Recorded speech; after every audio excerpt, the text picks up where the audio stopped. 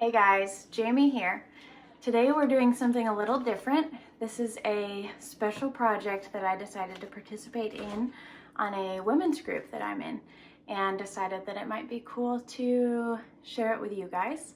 I've talked about this in little blips and pieces here or there with many of you individually, but I know I don't get to meet all of you, so here we go. This is actually how DeerBunny Farm came to exist. So this story starts about 6 years ago. I was pregnant with my second, Eliza, and I started to have nightmares. So I would have nightmares that something was wrong with the baby almost every night. My pregnancy was super easy, and my first pregnancy was not easy at all.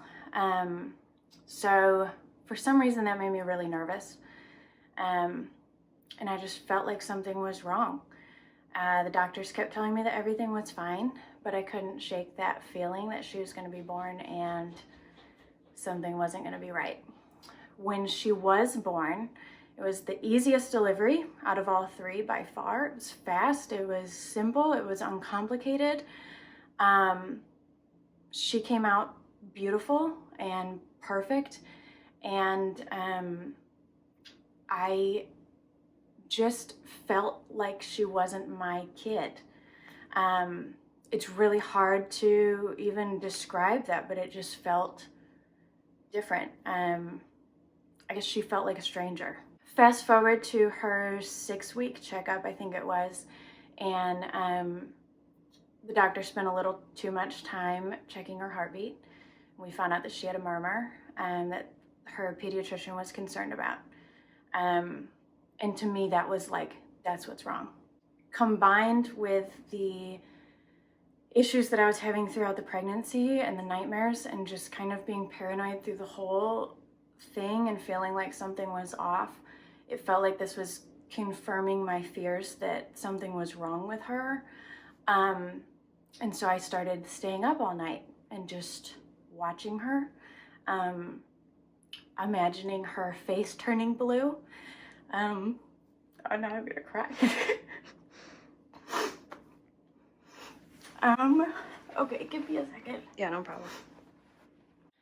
When we got to the appointment, they hooked her up to all the equipment and ended up telling us that she was probably gonna be fine. It seemed to be an innocent murmur. They said that her oxygen levels were fine, and that they thought she'd probably grow out of it. So we left the hospital feeling really relieved. I guess it was a huge relief, and I just still couldn't shake that feeling. By the time that she was 4 months, the murmur was gone. She was the happiest, easiest baby ever. She was so fat and rolly and super cute. Had a great personality. Everything was fine, and I just was not fine. I had a 2-year-old at the time as well, and so we were busy, and I just felt like I couldn't put my finger on it, but I was not functioning well. I couldn't take care of the house. I would wake up and I'd tell myself, like, today is the day I'm going to sweep the floor and I'm going to do the dishes and I'm going to cook a meal. And there was no real reason that I couldn't do it. I just couldn't do it as much as I wanted to. I felt like I couldn't talk. It was like my sentences would form in my head and then I could not get them out of my mouth. Like they just didn't roll off my tongue. I couldn't articulate myself. I also couldn't stay focused on anything for any long period of time. And I basically just stopped being myself. I felt bad all the time. I felt like I was a total failure because I couldn't do the things that I was supposed to be doing.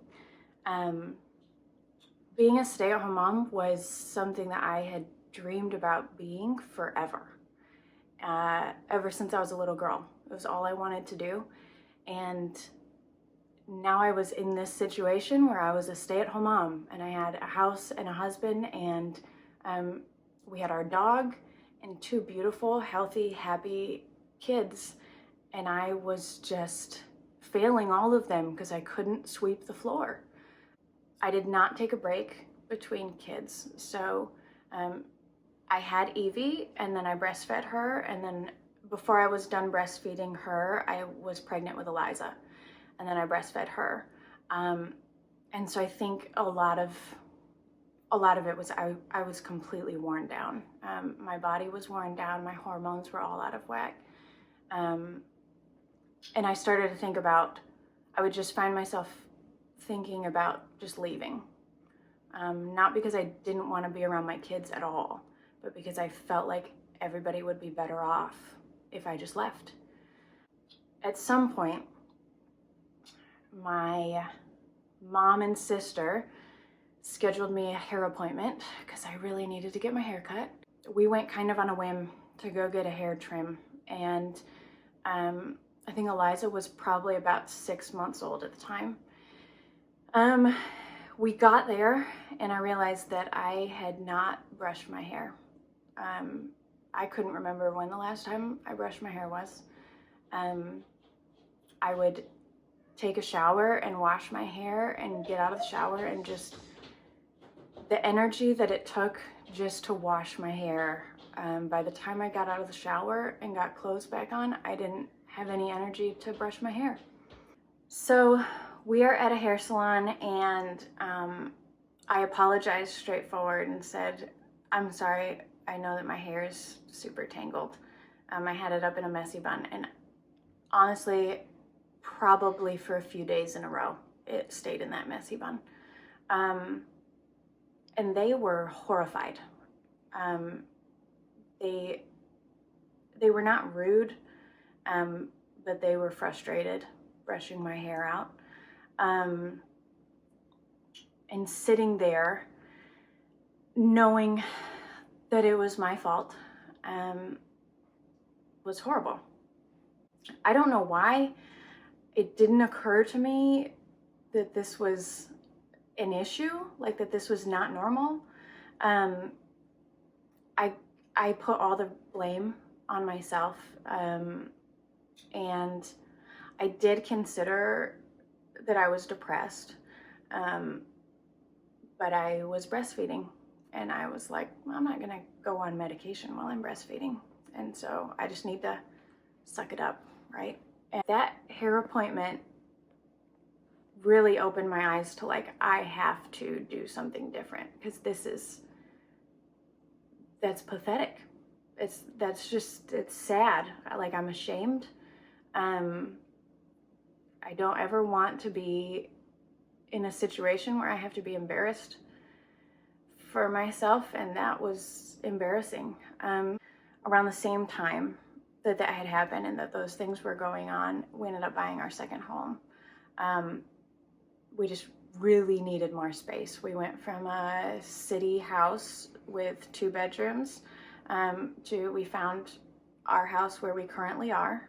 We have an acre lot, and it's a 3-bedroom house, but it was a foreclosure, literally with holes in the floor, holes in the wall. It was a total disaster.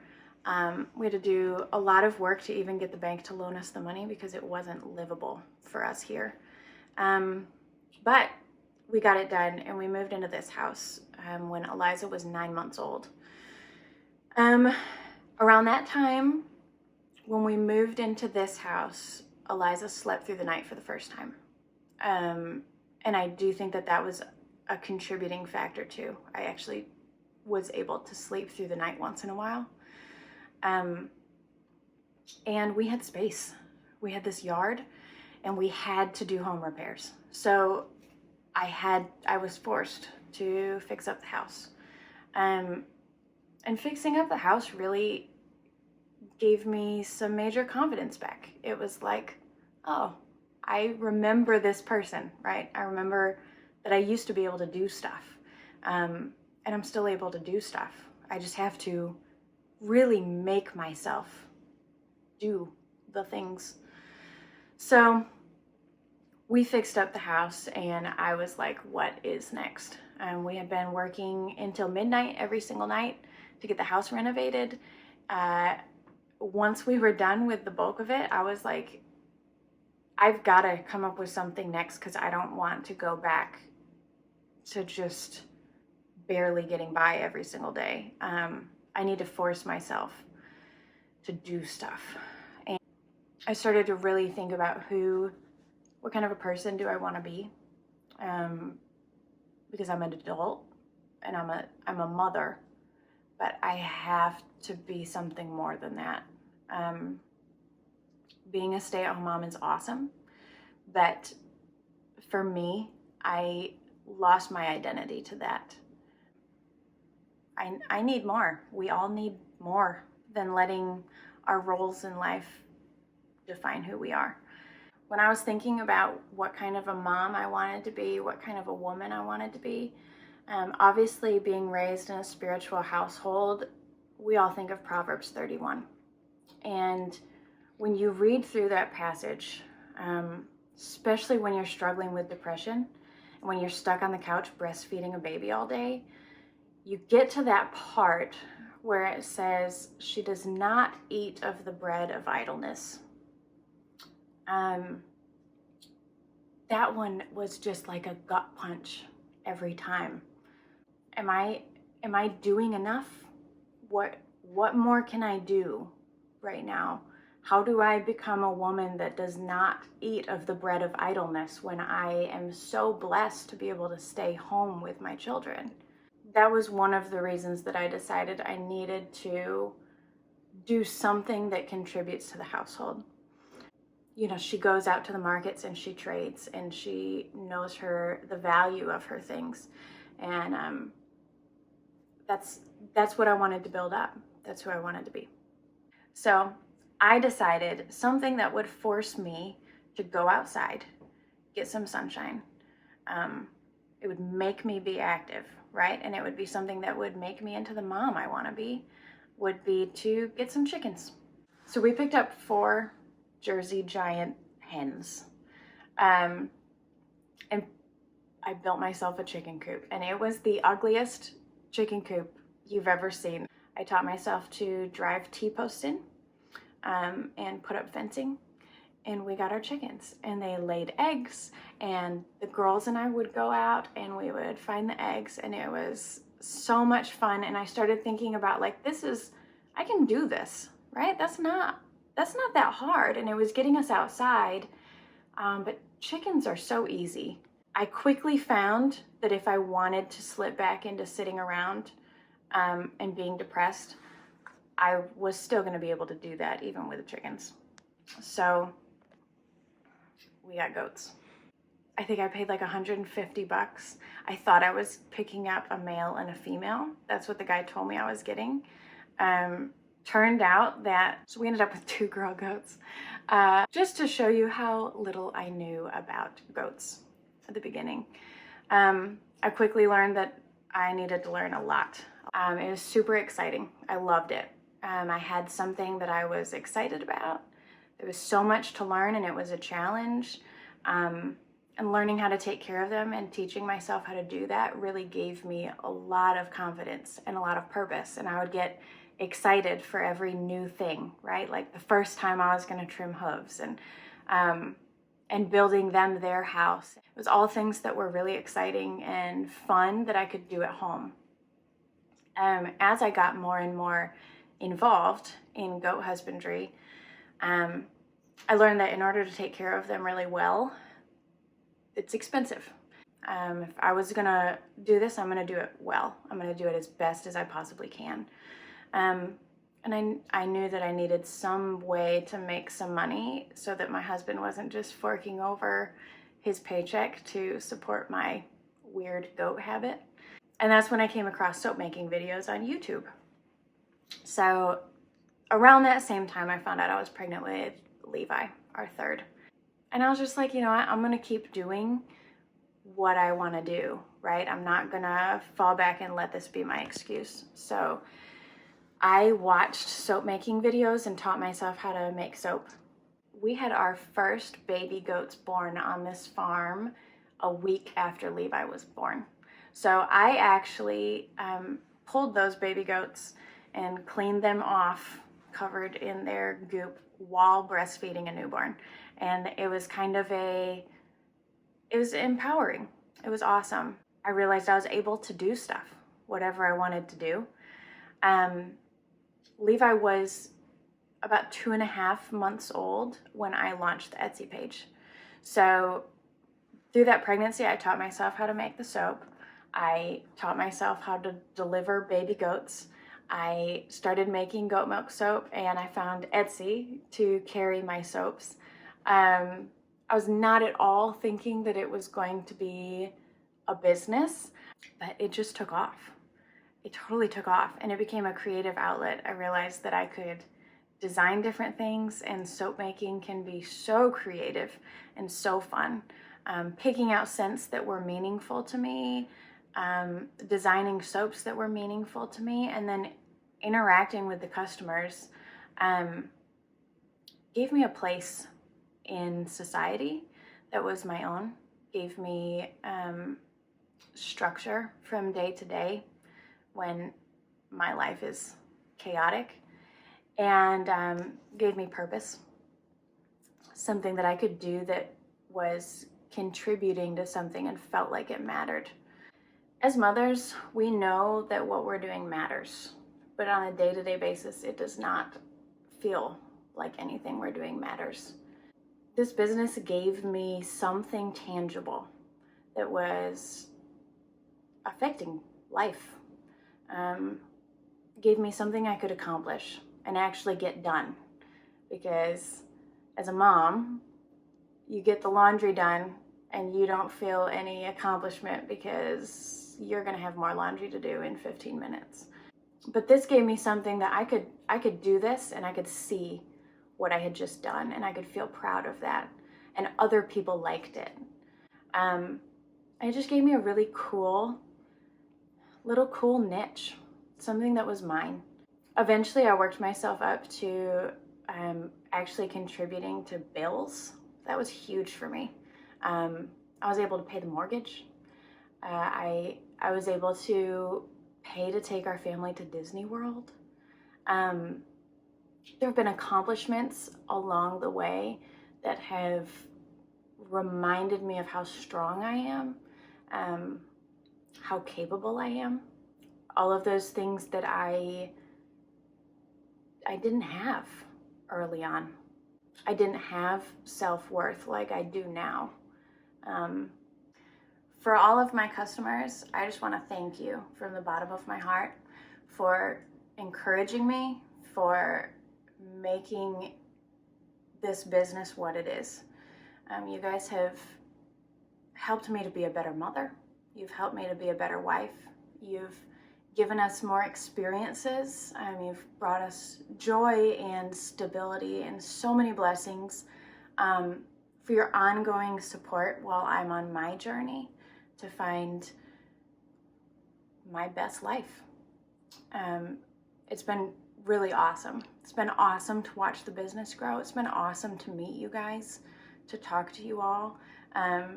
It's been awesome to share things with each other and share our whole journey and our progress. And I couldn't ask for a better life. I couldn't ask for a cooler profession. I'm super blessed to be able to do what I do. It's a simple little thing. It's kind of a silly thing, but it makes the world of a difference to our family. It makes me be everything that I wanted to be. So thank you guys.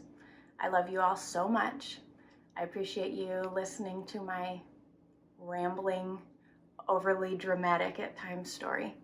And I just want you all to know that you're not alone. We're all here. We're loving you guys no matter what you're going through. And we want to be here for you and support you too. So thanks. Have a good week.